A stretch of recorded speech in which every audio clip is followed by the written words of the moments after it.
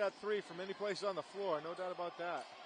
Coming up at halftime, we'll be interviewing both coaches, getting their perspective on the first half. And on the drive there is Truman, and she loses the ball. Biskup comes up with it. She thought about the home run pass to Caton, but instead decided not to. As we go under 5 minutes here in the first half, and we have a steal, but Kimmy Preston took an extra step. And the ball's going to stay down here with CMCC. We're going to have a quick timeout by the Seawolves, who lead 19-14, 4:56 to play here in the first half. Yeah, Carly Biskup has definitely had a good. She knows how to run that offense, and we're looking at the Seawolves' last play. Yeah, Bard with showing. She showed she can do it from the outside there on the drive with the kiss off the glass. 11 points for her, and she's really stepping up with Caitlin Benson sideline, really doing a great job so far. Yeah, she went off right-hand side, took on 3 defenders with that nice little half hook shot right off the glass. Beautiful. And she's had a couple pretty shots. Emily Bard, just a freshman here at the SMCC for the Seawolves. She's from Fort Kent, so she's up from my home area. Not mine myself, but my family's of the county, baby, way up north. You've ever been to Fort Kent, Michael? I have not, and I keep talking about making that county trip. I got to get up there eventually. We got to get you to the county. Without question. Show you what basketball is all about, baby. So coming out of the timeout here, SMCC with a 19-14 lead, and the Seawolves have the basketball. And I think at this point, if you're the Seawolves, you want to get this lead up as much as possible. And if you're CM, you got to hang as close as possible by halftime. They don't want to go down double digits into the locker room. Well, Coach Morong has got some stuff to build on. His offense has been able to do mostly what they wanted to do. They've gotten to the hoop. They've gotten their looks on the perimeter. They just haven't been able to put them home. And it's just a matter of finalizing that little bit of execution to put them home. And actually, CM comes up with a ball out of the break, and Biskup with a three. That one was contested, short rim. Rebound to Stephanie Saavedra, and SM looking to push up 5. Here comes Lyons, and Palmieri, another three-point threat. She puts it on the floor instead. And now wide open under the basket is Stephanie Saavedra. I don't think she realized how open she was, but she lays it in. I was going to say that. Palmieri took the top of the key for the pass, and all of a sudden, Stephanie Saavedra was all by her lonesome right underneath the basket. And nice pass there to recognize it, and Saavedra put it up and in. 10-2 run for the Seawolves. We had 6 lead changes early on, but suddenly SMCC starting to open things up. See if CM can get the answer. Biskup looking to drive out to Durgan. And now Swart with a long three, and it's good. Boy, that was one from way back, almost NBA 3 kind of time. Took it and drained it. Beautiful shot by Swart. And boy, did they ever need that. It cuts the deficit to 4 now. We're down to 3:50 to play in the half. Here's Welch, who's been pretty quiet in the first half, but she's going to get the layup there. Yeah, Welch had no problem there. Morgan Kopp was covering underneath, and Kopp had no chance of stopping that. Great little turnaround by Marissa Walsh. Here comes Durgan now. CM down by 6, 3.5 to go here in the first half. 23-17 our score. And a nice feed for Durgan. She can't get the shot to go. Battle for the rebound, and it goes out of bounds off of Caton. It's going to be SMCC basketball. Yeah, you got to get T. Durgan involved in this offense somehow. She's been frustrated, not been able to put home the shot she's expected. She does step up and start distributing the ball more often, but you got to get her involved somehow if you expect to win this game. Brittany Leach making her first appearance for the Seawolves now. Palmieri trying to go back inside to Welch, and really CM's done a nice job defending her until that last basket. Yeah, they got Kopp down low on her again, but they pop over with help. And this time it's Palmieri with another three. The lead is 9. That's the danger. You drop down help to cover Welch down underneath, and Palmieri's going to jump out and bury the 3. Here comes CM. They're really reeling, and Durgan with a little bit of extra carrying action there, a turnover, and the Seawolves on the verge of a double-digit lead. That last shot by Palmieri was considered a long 2. So that makes it an 8-point game. Yeah, her foot was just on the line, but a good job by Walsh to get the ball back out, and she drained it. And here comes T. Durgan with a steal. Now that's huge. Durgan's going to steal, drive it in, and cut the deficit to 6. And that's what she can do all of a sudden. She's an aggressive player. She doesn't stop playing, but you're going to need, if you're CM, you need somebody to step up. The Seawolves have grabbed a hold of the reins of this game. 25-19, SMCC with a lead. 2.5 to go. Welch knocks over a defender, loses the ball out of bounds. No foul on that. They are calling a foul on that. Only the 4th foul of this game, and only the 2nd on the Mustangs. Yeah, they're going to give that on Kylie Biskup. And I think we're going to switch Biskup for McClusker again. I didn't think she was shooting there, but they're going to put Welch at the line for 2. Interesting. 2 fouls on Biskup. That's something they'll have to keep an eye on as well.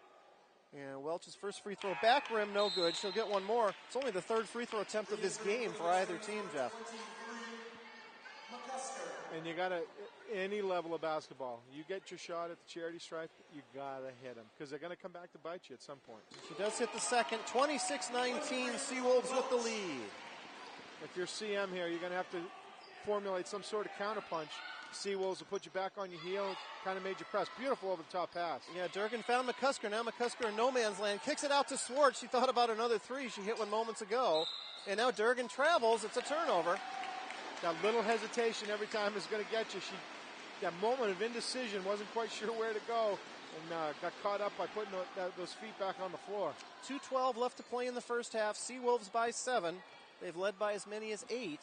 We had 6 lead changes early on, and now here's Welch backing in on a defender, and this time they call her for a charge. It's going to be a turnover, and it will be Mustangs' ball. Yeah, Palmieri for the Seawolves got the ball right down to Welch pretty quick to make the play, but she just turned her shoulders and bowled right through, really didn't make any effort to set up a position, and they'll whistle that every time. And here come the Mustangs, only down by 7 here. We go under 2 minutes now. Durgan trying to get it down low to McCusker. She does, and McCusker's going to kick it back out now. Here's another 3 by Swart. Not going to go this time. The rebound to Stephanie Saavedra. And we're going to have a held ball. It's still going to be Seawolves' possession. Yeah, too much of a wind-up there for Swart that time. She was open and had her shot. Got to have a little bit quicker release. I think she'd get a much cleaner shot, cleaner look at it without that big wind-up. Minute 40 to play in the first half. Seawolves 26, Mustangs 19. And there's Palmieri with another 3. This one's going to be short. The rebound batted out. Palmieri, nice hustle there to go after the loose basketball to keep possession. Oh, that's one thing she's known for. Palmieri absolutely is a strong player who'll go after the ball, very aggressive, never short a hustle. And now Welch with a short shot, but she can't finish. And now here comes Durgan the other way. 1:15 to play in the half. Mustangs trailing by 7. You got to get a good possession here for the Mustangs. You got to set your offense up. Nice cut. But McCusker couldn't finish. She'll go to the line. These are going to be the first free throw attempts of the game for Central Maine Community College. Beautiful drive off the dribble right there from McCusker. She had 2 defenders take her baseline, and she still went up strong. She's got that power to put it up off the glass, but got fouled on the way. She's going to have 2 shots here. And her first one's good. She'll get one more. That cuts it to a 6-point deficit. 26-20. She'll get one more here. Hannah Lyons coming back in for the Seawolves. Yeah, you just see how powerful that first step is. She can get around that defender, and she has the ability to get up strong even with multiple defenders in her face. And McCusker hits them both. It's a 5-point game, 26-21. That's why having McCusker and Biskup in the game at the same time, they're just 2 very similar, aggressive, strong players. They're fun to watch together. Yeah, and it's hard to guard both of them. We go under a minute to play here in the first half. Seawolves by 5, looking to add to it. Palmieri thought about a 3, now on the drive, and instead we have a kick. We'll stay down here. Still 13 seconds on the shot clock. Well, she had the right idea. She threw up the fake to draw the defender and did. Took the dribble down and tried to drop it off to Welch, but CM kind of blocked it out and knocked it out of bounds. Palmieri looking to inbound. Better hurry. She does finally get it into Welch. And now Welch with a dangerous pass, and it's going to be stolen by Kopp. And with 48 seconds left, CM only down 5, even though pretty much everything's gone the Seawolves' way here the last several minutes. That's Tiara Durgan knocked that loose to start it up, and we got another 3. Oh, big 3 by Caton. That would have been huge, but it's in and out. The rebound to Lyons. We're down to 35 seconds left. Palmieri feeds Welch. She gets right past the defender, lays it up and can't finish. The rebound's going to be knocked around and saved. Palmieri thinks about a 3. We're down to 22 seconds left. Driving in and an offensive foul. So with 20 seconds left, the Mustangs can hold for the last shot, trailing by 5. Beautiful job by Morgan Kopp of the Mustangs to keep her position, keep squared up, and force that, took that charge. Beautiful play. Watch her square up. Palmieri tried to go up for the layup and called Palmieri with a foul. Beautiful job there by Kopp. So here comes Durgan now, down 5. The Mustangs have a chance to make this a 1-possession game going into the break. 10 seconds left. Go down low to McCusker. McCusker's going to be double-teamed, throws up a shot, it won't go. Rebound to Kopp, and it goes out of bounds. Will stay here. 3.6 seconds left in the first half. Another good job by Kopp there to get her position. She was in perfect position for the offensive rebound and ended up getting knocked out, so they're going to get 3.6 seconds to get that much closer. Caton gets it in. Swartz going to line up a 3 here to end the half, and it's not going to go. And that's going to do it for first half action. At the break, Southern Maine Community College 26, Central Maine Community College 21. Jeff, you and I will talk this over in a couple minutes. First, I'm going to talk to Coach Reichert. You got to head on down. Boy, we got a battle here tonight at the campus of Southern Maine Community College. The Southern Maine Community College Seawolves with a 26-21 lead over the Central Maine Community College Mustangs right now. And this is a game so far of missed opportunity for the Mustangs. They haven't been able to do it. Let's send it down to Mr. Michael Hoffer with Coach Reichert. All right, we are here with Coach Kendra Reichert at halftime. Obviously a big adjustment without Caitlin tonight. Talk about how the girls have responded. Yep. I think the girls have done really well, and that's been one of our strong points all season. We lose one, whether it's illness or fouls or whatever it may be, we've got someone else stepping up, and that's what's happening tonight, and it's a little bit of everybody, really. I'd like to see us be able to work more of an inside game, but right now, Marissa's about our only option. So, I don't know, we'll see what happens in the second half. Emily Bard stepped up huge, a couple threes, and then she showed she has the inside game, too. Yep, and that's been something she's really been focusing on.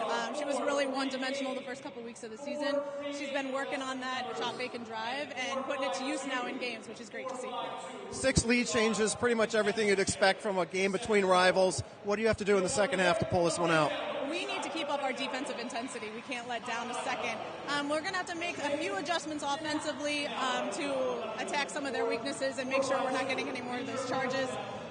But other than that, just keep up the defensive intensity, box out because they crash the board so hard, and then hopefully work some more inside-outside game offensively. Well, you've had the Midas touch so far this year, so good luck in the second half. Thank you. Thanks. That's Mr. Michael Hopper with Coach Reichert. Southern Maine Community College Seawolves. Strong first half for her team. Dominating up and down. Very aggressive on the offensive side of things and done a very good job of making some things happen. 26-21 lead for the Southern Maine Community College Seawolves. Stats. Let's see if we can get some stats over here to us, boys. Mr. Michael Hoffer is going to do his thing and get us some stats. That would be great. But actually, CMCC, I think, if you look at that offense here, they're going to see it's a thing of missed opportunities. They haven't been able to get to their position on the floor. Yeah, Michael, and I was just about to talk about Central Maine Community College lack of being able to finish. 8 for 29 from the floor. And 3-pointers, 3 for 12. And that's going to hurt something awful. Well, you know, obviously both teams have really had good looks. And talking to Coach Reichert, she really praised her kids about being able to step up without their leader on the floor. Right. And she said they've been able really to meet all the challenges so far this year. But if you're Central Maine Community College, you went through like an 8-minute stretch where things did not go well, but you're only down 5 points here. Yeah, and that's the thing that Coach Morong will tell his kids, that there's absolutely no reason you can't come up back and play your game. You've had the opportunities. You've had the looks on the floor. There's plays there to be made. If you stay with your offense, don't try to do too much. Make sure that you're focused, make your plays, they'll come home. And if you're the Seawolves, you've had a couple axes on defense. You got to step up and close those lanes and not allow the Mustangs to get those lanes that they've gotten in that first half. Well, you look at the scoring here, Jeff. Emily Bard leads everybody with 11 points, and she's 3 for 6 from three-point range. So she's shown that she's got the hot hand tonight. So far, so good for her. 7 points from Marissa Welch. She's had a pretty quiet half. They were able to find her down low a couple times there late in the half. 4 points for Hannah Lyons, 2 points for Stephanie Savidra, and 2 points for Esther Palmieri. That gives them 26. So they've spread the scoring out pretty well, but really Bard's led the way. Yeah, and Bard has had a couple real pretty shots, been able to come off cuts and come off breaks and been open for a three, squared up. It doesn't matter if you have a defender in the face. She's gone right after it, shot the three with not too much of a problem. She's been really fun to watch, been very aggressive, and she's been the one to look out for. I think that's going to continue in the second half. She's had her opportunities. She's going to continue to take them. And for